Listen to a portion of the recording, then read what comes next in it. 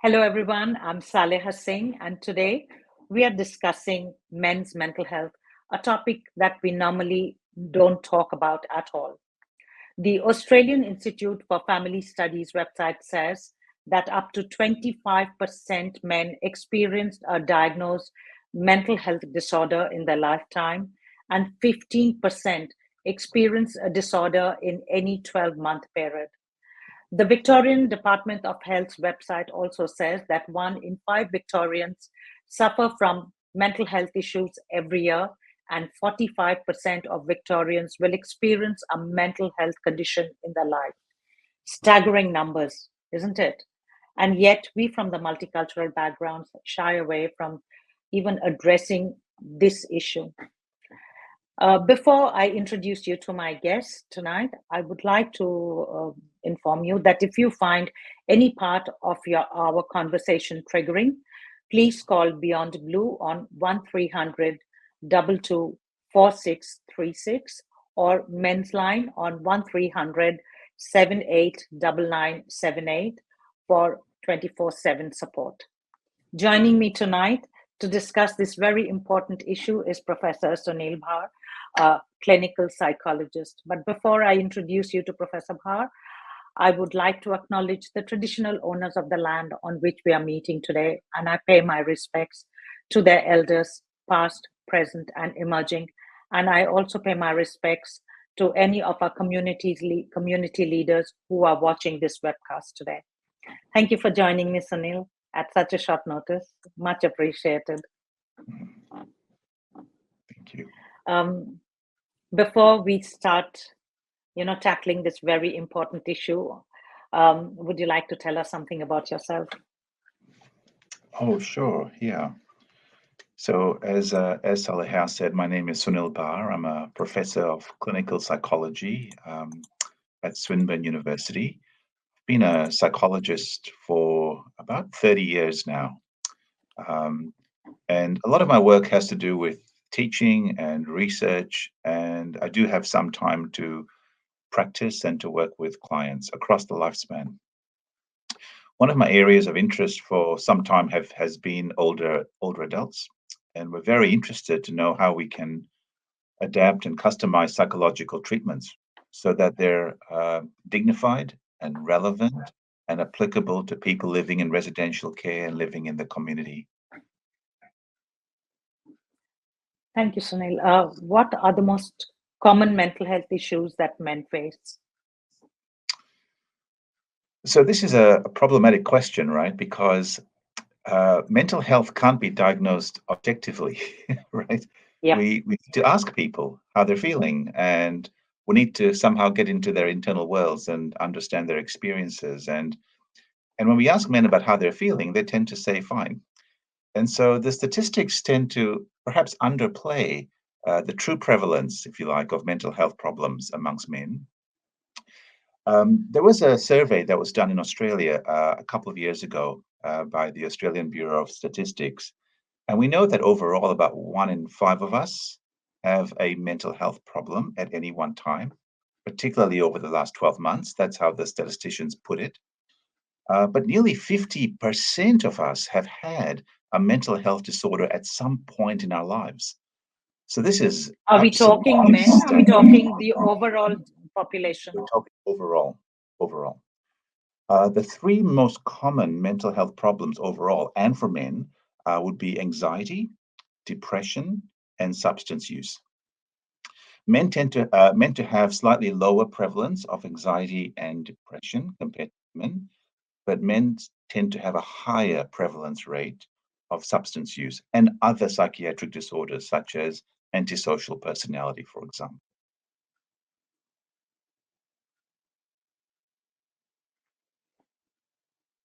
Sunil, are you there? Yep. Yeah, sorry. So I just wanted to know, what is the difference between women's mental health and men's mental health? Because I know for a fact, over the last 10 years or so, we tend to speak more openly about our mental health issues. However, men don't. And every time you ask them, how are you feeling? Are you okay? Are you okay day is such a big thing in Australia and now gone global. But every time you ask, your partner, your brother, your father, how they're feeling, if they're okay, it's always, yes, we are fine. So what Mhm. is the difference? Why are men not opening up and why are they not talking? Yeah. We think that the experience of mental health is similar across men and women. It doesn't appear to be a gendered issue. It's the expression of distress that tends to be different. You're quite right. If you ask a man how you're feeling, the stereotype is they'll say fine. Yep. Whereas if you ask a woman how you're feeling, the stereotype is that they'll tell you how they're feeling. And it even goes beyond that. There are lots of research that suggests that men would not go to see doctors even when they're feeling bad. And that applies to physical and mental health problems, right? They'd rather stay away from seeking help, asking for help, because um, a lot of the gendered images of self-esteem are about not appearing vulnerable. Yep. And by seeking help, you, you're putting yourself out there as someone who is vulnerable, and in the eyes of the patient who's male, someone who's weak, and someone who's not able to cope with life challenges. And for many of the men that I've worked with over the years, they feel a lot of pressure to be the one to hold things together, right? And so to seek help and to talk about your feelings appears to be completely inconsistent with that idea of masculinity as being the strong, sturdy, stoic individual who doesn't need help, who doesn't need to be assisted, uh, who is the provider of help rather than the recipient. And that brings about a lot of problems. In fact, what we're learning over the years is that the rate of suicide is highest amongst older men because they simply don't seek help. And When you so, mean older men, what age group are we talking about? so the statistics show an upward curve around the age of 75 to 80, older men. Uh, Really? yeah. Wow. So 75 to 85 plus is typically what we consider to be the oldest of the old, according to statisticians. And that's the most vulnerable group for suicide if you're a man. And the reason for that, we think, is that men simply don't tell others how they're feeling. So they're left on their own. People don't suspect that they're going through a difficult time. And so in their time of desperation, they don't know what to do. And so this is an issue that we're trying to address. How do we arrange mental health systems so that they step around the stigma that many men have about seeking help? And this is a big question. I don't think we've got clear answers yet, but this is a big question that we need to try and address. So, Sunil, do you think it's the society and the community and the family that puts the pressure on men? Because, dynamics have changed. A man is no more the sole provider, you know, partners work together. And in today's day, when the cost of living is so high, and this is a constant conversation that we've been having for the past few years, two people need to work to have a life that they've created or the life that they carve for and crave for. So do you think we put too much pressure on the men for them not to come forward? And do you also think that amongst multicultural men, you know it is just, as you said, they may be, it's a sign of masculinity that makes them not come forward to seek help? Mhm, mhm. Yeah, that's a good question because you're really talking about how do these stereotypes get maintained, even when the reality Yep. is quite different. You're quite right. In lots of households, men and women contribute financially, and the binary stereotypes are being challenged all the time in all sorts of ways.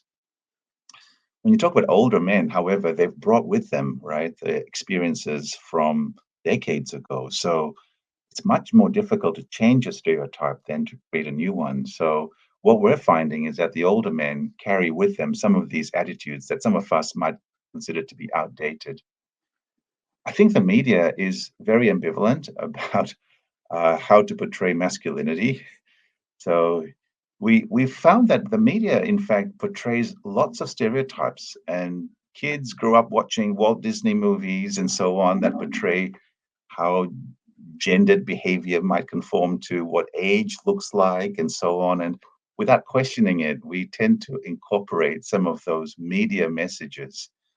I think there is still a And role Andrew that Tate does no good to us, to our young men, with to our young social boys. media, Yep, right? With social media, it becomes even more tricky, right? Because we personalize what we watch. So of we can course. tailor the streaming to conform to our preconceptions of what life is looking like. So if we think a certain way, we tend to be fed images and videos and stories that conform to our attitudes. So that's even a trickier prospect about how we begin to maintain our stereotypes. To some extent, I think society still puts pressure on men to be stoic and to be strong. And when men hear those messages, they interpret that to mean not seeking help, not expressing how you're feeling, getting on with the job. Once you throw in culture, the story is even more complicated, right? I mean, you and I, we grew up in what some people would consider to be a non-Western culture. But that too is too simplistic because many of us live in between cultures. But as you Yep. know, the stereotype of a non-Western culture is that mental health might have to do with spirituality. It might have to do with someone's weakness. And if only they would seek assistance from the divine, if only they would snap out of it, they'd be able to fix themselves. So there's a lot of blaming that happens. Um, and there's a lot of misunderstanding that happens, particularly in those cultures that might be some steps away from, I guess, the Western model of mental health. Not suggesting one version is correct or incorrect. I'm saying that there are different ways in which I've seen people from various cultures try to help themselves. For the clinician, in my experience, the worst thing you can do is demonize or diminish someone's culture. You need to understand it, and you need to understand how to help that individual within the context of their culture.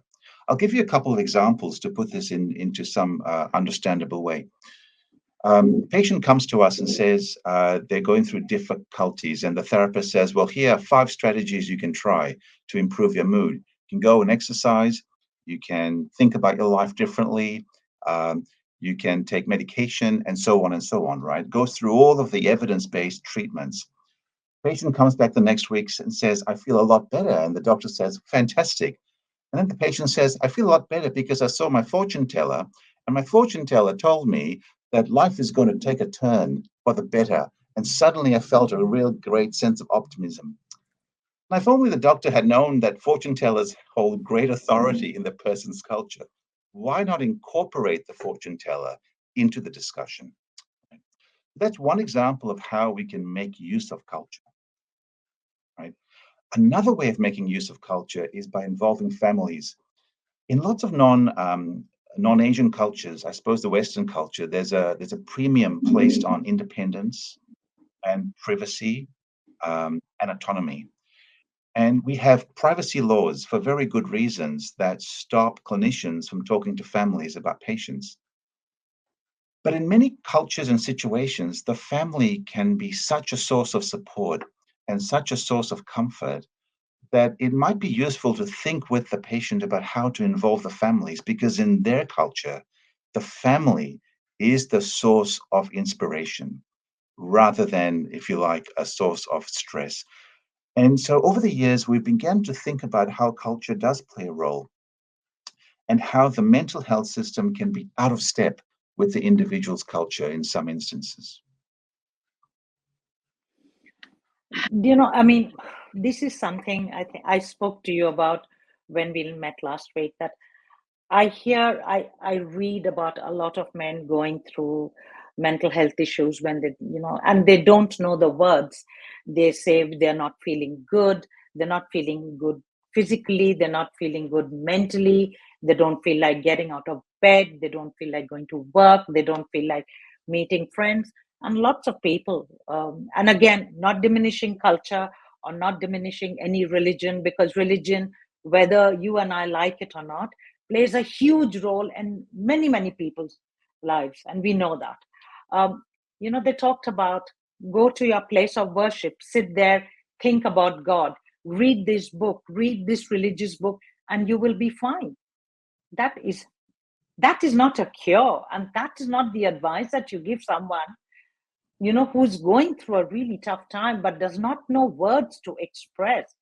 Nobody out of the 50 people who responded to that post, there must have been one person, a maximum of two people, and I was the second person who said, please go and seek medical assistance. But why are we still not? We come to a Western country, Sunil, we live here, we get the best medical that most Western countries can even dream of. And yet we do not ask our men or our boys to go to a medical practitioner, people like you who actually deal with mental health issues, to go and see them and, maybe, get their lives together, because it cannot be a good feeling, not feeling good all the time. Mhm. Why are we still doing it? Yeah, I think fear and a lack of awareness play such important roles in that. The fear is that by encouraging your family member to seek help outside of the community or outside of the family, you'd be revealing secrets and humiliating the family and exposing the family. The parents feel that they're to be blamed and so on. And I suspect that fear of um, exposing one's own vulnerabilities is true for the family as well as for the individual. And I think then that brings about a reluctance, doesn't it, to encourage family members to seek help outside of the close knitted, trusted network. I think, in terms of awareness or knowledge, we found that the more knowledge and information we provide to communities, the more ready they are to seek help. They simply don't know that mental health difficulties is a thing. They have a saying, isn't it, in many cultures, including ours, that it's all in your head. It's almost like if you have a broken arm, more legitimate to seek help than if you have a broken spirit or if you're feeling depressed Yep, or highly anxious. absolutely. Yeah. And I don't quite know why this dichotomy has persisted for so long, that we place more legitimacy on physical breakages, physical things that we can Even see, now, yes. of course, even now. And so it's not unusual to hear people say, oh, it's just they're having a bad day or they're feeling scared or anxious. They'll get over it. You've just got to try harder. They don't understand that mental health disorders is really a disorder. It's what can take over your life, um, and put you in a situation that for some people find to be intolerable. In fact, of the top 10 conditions that reduce quality of life, mental health problems occupies at least four of these, along with heart conditions and chronic medical disorders. You'll find obsessive compulsive disorder, major depressive disorder, alcohol overuse. It's all there in the top 10. So I think that as we find different ways of communicating to individuals that mental health diagnoses is as legitimate a reason to seek help as physical health problems, we'll start to see a greater level of readiness amongst the communities. However, I think the problem is that you've got to find champions within the community, perhaps like Yep. yourself, who can understand the cultural barriers to seeking help, the cultural barriers to talking about feelings and thoughts, and put things in a way that might feel less stigmatizing for an individual. I'll give you one simple example. In Western cultures, there's also a stigma. I don't want the listeners to think that, Asians are scared of seeking help, but Yep. Westerners Yep. are Yep. quite okay. No, the fear goes both ways. The stigma occurs in both ways. But as you might have realized in recent times, we've begun introducing the concept of well-being coaches. Uh, Yep.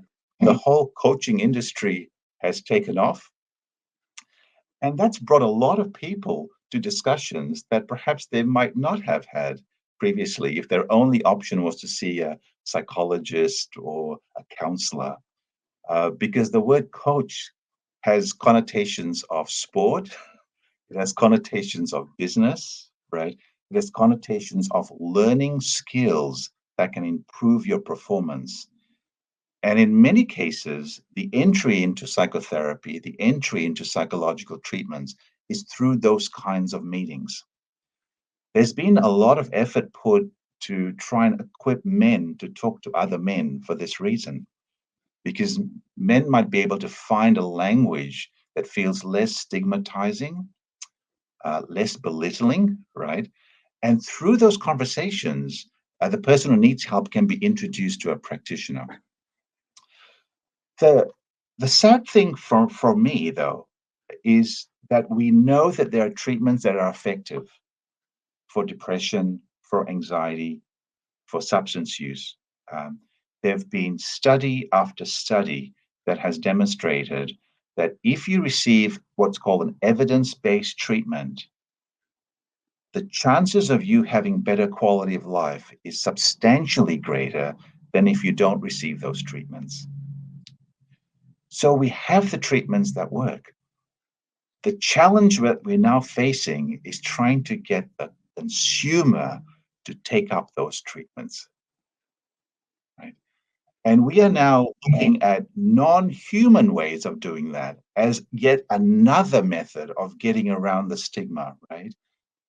It's actually very easy to get information about treatments. You simply need to jump online and look it up. And as long as you access reputable sites such as Beyond Blue, you will get the information that you need about what is considered to be evidence based for your situation, for your condition. At Swinburne University, we offer a completely free uh, online clinic, right, where you can access self-guided information and strategies for depression, for anxiety, and so on, without ever needing to talk to a counselor. And even with that self-help method, we find that the recovery rate is far greater than if you don't do it. And other So universities, men are actually taking it up. men are With- taking it up with an enthusiastic approach because they don't need to tell anyone Fantastic. about their condition, right? And some of these sites, and in fact, there are counseling services out there specifically for men. In fact, the counseling phone line called Men's Line is set up Yep. specifically to help men navigate through the system. And some of these websites have images of men to try and normalize, right? And make it okay for men to seek help. So, Sunil, what are the first few signs that your partner, your father, your grandfather, your friend, your colleague, your brother, your nephew, they are suffering from mental health issues? Okay.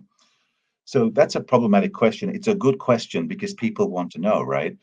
But there are Yeah. hundreds and hundreds of mental health conditions out there. And this is why education is key, because the more you know about mental health conditions, the more able you are to detect some of these signs.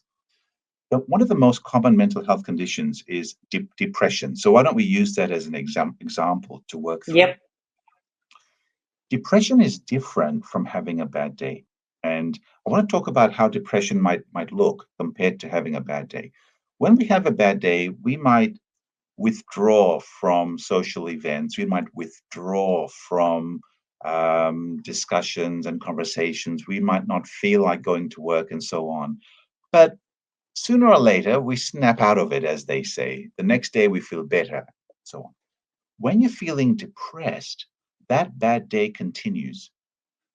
It doesn't continue just for a day or two, but it continues for 2 weeks, 3 weeks, and sometimes months. So one of the most clear, the clearest signs of poor mental health is the persistence of behavior that you would consider to be unhealthy. So, for example, not being able to sleep, um, either in the sense of not being able to fall asleep, not being able to maintain sleep, or getting up too early. It's often one of the earliest signs of depression. We call it insomnia, right? Um, but the opposite is also true when someone sleeps too much, and we call that hypersomnia. But it's not not just a 1 or 2 day thing after you've had a busy weekend. This sleeping issue continues for weeks. Another very early sign of depression is changes to your appetite. The person just doesn't feel like eating what they used to like eating. They don't seem to have any desire to eat. Or conversely, they're eating too much. Suddenly, they're eating chocolates when that is uh, out of routine for the individual or not normal for the individual. Another common sign is when they start talking or thinking about death, when this has not been a topic that they've considered previously. Um, so this can be a very, very difficult conversation for families, but the person might talk about how life is not worthwhile, how they're thinking about the afterlife. And some people are even thinking about how they might end their life. Very, very clear Do you mean signal that things are not suicide? going well. Sorry? Do you mean suicide? Yeah, suicide. Yeah. But it doesn't even have to be about suicide. It's when someone is thinking, I hope I don't wake up tomorrow, right? Because that's not quite suicide. That's wishing that death would claim you. So looking for these signs can be the starting point to trying to get your family member or your friend or your colleague to talk to someone. And if they don't feel up to going to their general practitioner or seeing a licensed mental health clinician, then at the very least, point them to reputable websites where they can start to get more information about their situation. How do you broach the subject? Okay, so the "Are You Okay" campaign has thought a lot about that, hasn't it? In fact, in a very great marketing ploy, the top Oh, dude, strategy it's gone is in the international. title, Yes. right? It's in the title. The, the words are important, and your tone is important. The way in which we recommend family members to approach this is by um, asking their family member, "Are you okay?" And if the family member says, "Yeah, leave me alone," to then follow that up with, "I have noticed," and you tell the person what you've noticed, right? And if the person says, "Well, you're just oversensitive," the third thing to do then is say, "If you ever need to talk, I'm here for you. And also, I do have information I can give you." Now, the reason I say that is that often when you're approached by somebody, like a family member or friend, and you don't expect to be approached, you want to keep your privacy, it's very disorienting. But once you finish that conversation, as a person, you might still be thinking about, maybe I do need help. Maybe this is an opportunity for me to get information that I need. And in fact, sometimes I even ask family members to leave a brochure or two on the dining table about Beyond Blue, about Men's Line, about a local mental health center, so that if the identified patient, if we can call him or her that, wants help, they can seek help on their own without going back to their family member. So this is an opportunity for families to try and facilitate help without pressuring the individual to get it. More often, what we find is a family member saying, "I think you're sick and you need to go into the hospital right now."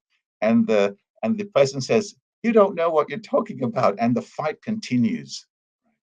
We would rather the family member say, "I've noticed and I'm here for you if you need any help," and to have some information ready to provide to the individual.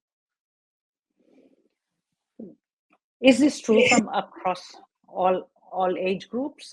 What are you seeing amongst the older age groups? Because, I sometimes feel, I may be totally wrong, that the younger generation are open to discussing. However, the 40 plus generation, 50 plus generation, and I think that's a time, I know as women, we kind of, start to not feel all that good. Youth is going, kids are grown up. What is the purpose of our life? Many people retire at 50, 60, 65. What do I do after? Many of us don't have hobbies. and including men. We are brought up in such a way that, you know, I don't know, things are changing. I'm not saying it's not, but I know many men who still don't cook because they've never been taught, and they don't think they should help a woman in the kitchen or help with raising children. Whereas the younger generation, I see them, they're very hands-on people. What about the 40 plus age group? And I was actually shocked to hear about the 75 to 80-year-olds that you just talked about. Mhm. And they would be what? They won't be, would they be first generation migrants, or would they be parents of first generation migrants who've come here to look after grandchildren who have then, grown up, and now there is absolutely no purpose in their lives? Yeah. Well, I mean, you keep adding layers, don't you, to the complexity? Because when you have migrants in their older years, particularly those whose English might not be as strong, you've got the language barrier as well. Um, and many mental health agencies, they lack the creativity and to some extent the capacity to interact with people in different languages. The use of interpreters is still quite complicated. It's possible, of course. Um, Sometimes finding a really good general practitioner, a GP, can be such a help because it's okay to see a GP. uh, See a GP for all sorts of reasons, such as blood pressure problems, Yep, yep, yeah, pain yeah. in one's knee. Physical There's nothing ailments. shameful about that. Um, and so, within the privacy of the GP consult, if the GP is enlightened, as we say, the GP might be able to put together a plan for this individual. And rather than calling it psychological treatment, the GP might say, here's a way of aging with grace, or here's a method, here's a program that might help you to have an even better quality of life, or to strengthen Well-being. your spirit. Right. And we know that physical and mental health are so connected. And so general practitioner can put it into words that might sound okay. Here's a way of feeling better, body, mind, and Yep, spirit. yep, Now the mind is stuck there somewhere, but the person hears body and spirit, nothing wrong with absolutely. that. Yep. And some of the prescriptions these days don't even have to be medicalized. In fact, we know that social participation is such a great thing for so many of us at any age group. We're now doing something that's called social prescriptions, where we're saying to the patient, what you need to do is get connected to a group where once a week, a few times a week, you can leave the house, get involved in some activity, and through the interaction, feel like yourself again. Um, get the purpose and meaning back into your life. Get into volunteering. Um, but sometimes all of that begins through the GP because a lot of the older people that Yep. I've come across, they find the GP's advice to be legitimate, whereas family advice, friends advice, even though they might be doctors themselves, but because it's offered out of context of the medical consult, it's not seen as important. So a family member might say to an older person, as an example, why don't we go along to our GP and let's see what he or she has to say? Uh, and let's see whether there are any programs out there that might improve mind, body, and spirit, or improve life generally, or help you get your sleep back, or help you with your tiredness. Um, Rather than put it in context of you need to repair your mental health, right? Why not put it in language that might be less stigmatizing for the individual? Before we end, because I mean, one question I want to ask you, because when I lived in Delhi, mental health was not something that we heard often, but I know people were going in for help to GPs and to psychologists to seek help. Do you think it's intergenerational, this, mental health issues, or is it just something that we don't want to accept anymore? Because we don't accept even now amongst us that, mental health is as important as physical health. Hmm. I know my mother's aunt used to live with my nanny, with my grandmother, and her husband left her the day that they got married because she wasn't good enough, and he went and took sannyas. He left home forever. And in those days, girls used to get married so young. She would have been 10, 12, 15. She never saw her husband again, never. And yet she lived like a married woman. I know her because I was about 16 when she died, and she was always sad. She was grumpy, she was sad. She looked after my grandmother's house. My grandmother was a widow, and she ran the house so smoothly, clockwork, precise. I mean, everything was there. And yet she was sad, and we didn't know why she was sad. We just said, oh, she's grumpy all the time. But she was depressed because she's her husband just left her, just like that, no reason. I mean, she would have been 10 or 11 or whatever, maybe 15. I'm guessing more 10 or 11 than 15, because those days women did get married very early. So, do you think it's intergenerational, that, we are used to it, and this is something that is hereditary? I don't know the words, but what do you say? Yeah, look, we've stopped having as many fights about nature versus nurture, right? As they sometimes call Yep, it. Nature meaning that you're born into disease and disorder, yep, and nurture meaning that somehow life has treated you badly, thrown a lot of stresses your way. It has to be both. And in fact, many of the patients who I see are able to say that their parents or grandparents or extended family did show signs of mental health problems, but it wasn't talked about. But now, when they think back, they think, yeah, yep, they too were having a difficult time in life, and so we think that genetics has to play a role. The science isn't as good as it can be at the moment, but we're starting to get better at figuring yep, out just what percentage of one's vulnerability is genetic and what percentage might be about the stressful situations or life circumstances that you live in. The the best we can do now is to say the following.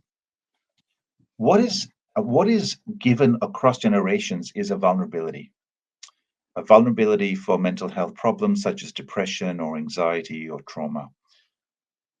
And then it depends on your life circumstances. If you're in an extremely supportive environment, if you happen to be living in a neighborhood that is safe, if you happen to have a lot of different protective structures around you, the risk of you falling into disorder might be less. Um, Whereas if your life circumstances are not as protective, then there's a greater chance of you having an expression of a mental health problem. Um, So it's very, very difficult to know who it is who is going to succumb to a familial or family legacy of mental health issues. What we tend to tell our patients is that you are not doomed, even if there's an intergenerational component to the trauma or to the depression or the anxiety. There are things that perhaps you and I can do together that might help you to be more resilient, to try and understand your vulnerability so that you can get stronger and have more skills to deal with that vulnerability. And in that way, it's a very hopeful message, isn't it? That we're saying to someone, the blueprint is not finalized, but we yep, need to accept that because of your genetics, there might be certain predispositions that you carry that other people might not carry. And to some extent, that kind of discussion helps people understand that it's not about being weak or strong, it's about being unique as an yep. individual. And so the clinician understands that uniqueness and works with that uniqueness. Um, so I hope that the listeners and viewers get that message that mental health treatment isn't simply about prescribing a self-help book to everyone, or to say to everyone what you need to do is go for a walk twice a day. It's about Yeah. understanding the individual story so that the treatments can be tailored.